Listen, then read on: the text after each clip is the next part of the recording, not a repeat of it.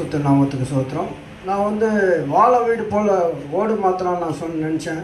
கர்த்தர் எனக்கு எவ்வளோ அற்புதம் செஞ்சு 2வது மாடி கூட எனக்கு போட்டு கொடுத்ததுக்கு நன்றி.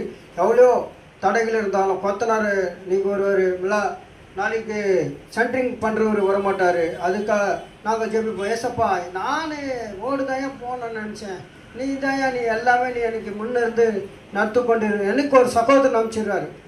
அந்த சகோதரன் மூலியமாக எனக்கு கர்த்தர் எல்லா தேவைகளும் எனக்கு பூர்த்தி செய்து கொடுத்ததுக்கு எல்லாருமே சொல்கிறோம், இவன் எப்படி கட்டுறான் எனக்கு தெரியாதுப்பா, என்கிட்ட காசு இல்லை. எல்லாருக்கிட்ட சொல்லுவேன், என்கிட்ட காசு இல்லையா. 60,000 ரூபாய் தான் வச்சு இறங்கினேன். கர்த்தர் எவ்வளோ இறங்கி இது வரைக்கும் எனக்கு எந்த ஒரு தடை இல்லாமல் கர்த்தர் வீடு கட்டி கொடுக்க போகிறதுக்காக நன்றி செலுத்துக்கிறோம். எனக்காகவும் குடும்பத்துக்காகவும் ஊரில் இருக்கிற நிலத்தை இன்னைக்கு நாளைக்கு ஊருக்கு போனோம். அந்த நிலத்தில் எங்கள் சொந்தக்காரங்க அபகரிச்சிருக்கிறாங்க. அதுக்கு இப்போ எல்லா தேவைகளை பூர்த்தி செய்கிறதுக்கு 1.5 லட்சம் ரூபா கேட்குறாங்க. முன்னாடி 20,000 ரூபா கொடுத்துருவோம். இப்போ நாளைக்கு காலையில் 50,000 ரூபா கொடுத்தா தான் உன்னோட பொருள் உங்களுக்கு இருக்கையா, இல்லைனாக்கா உனக்கு ஆப்போசிட்டில் இருக்கிறவங்களுக்கு நாங்கள் 5 லட்சம் ரூபா வாங்கிக்கினேன் நாங்கள் கொடுக்குறோம் சொல்லிடுறேன். நான் சொன்னேன், ஏசப்பா நீ முன்னே இருந்து எங்களை பின்னாடி வழி நடத்த முடிய உதவிச்சு ஆண்டவர், அந்த இடத்துல காவதூதல் கட்டளையிட முடிய உதவிச்சு ஆண்டவர், இங்கே வாக்கு மாற்று போட முடிய உதவிச்சு ஆண்டவர் நான் சொன்னேன். அப்போது கர்த்தர் என்கிட்ட சொன்னார் ஒரே வார்த்தை, நீ போ மகனை, நான் பார்த்துக்கிறேன். என்கிட்ட காசு இல்லை.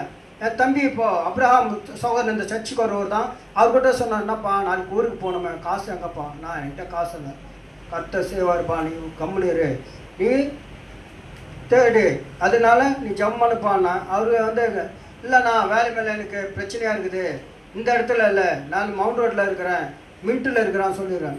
எப்பா நீங்கள் அங்கே இருந்தாலும் நாளைக்கு காலையில் ஊருக்கு வரணும், அதுக்காக என் குடும்பத்துக்கு நீங்கள் ஜெபம் பண்ண முடியும். இந்த ஆலயத்துக்கு 3ஆவது தெரு 2ஆவது தெருவில் இருக்கிற ஒரு பிள்ளையை இந்த ஆலயத்துக்கு கொண்டு வர முடியும். ஊழியகரமாகும் மனவாட்டி சபைக்கு ஜெபிக்க முடியும். 3ஆவது இந்த தெருவில் எவ்வளோ ஆக்சிடென்டெல்லாம் நடக்கும். நம்ம சபை ஊந்ததுனால இன்னைக்கு ஒரு ஆக்சிடென்ட் கூட பார்க்க முடியாது. ஒரு நாள் இந்த இடத்துல ஆக்சிடென்ட்டாக நடக்கும், துண்டாக போயிடுவாங்க, எத்தனையோ மரணங்கள் நடக்குது. நம்ம மனவாட்டி சபை இந்த இடத்துல நின்று பேருக்கு எந்த பிரச்சனையும் இல்லை, எந்த போராட்டம் இல்லை.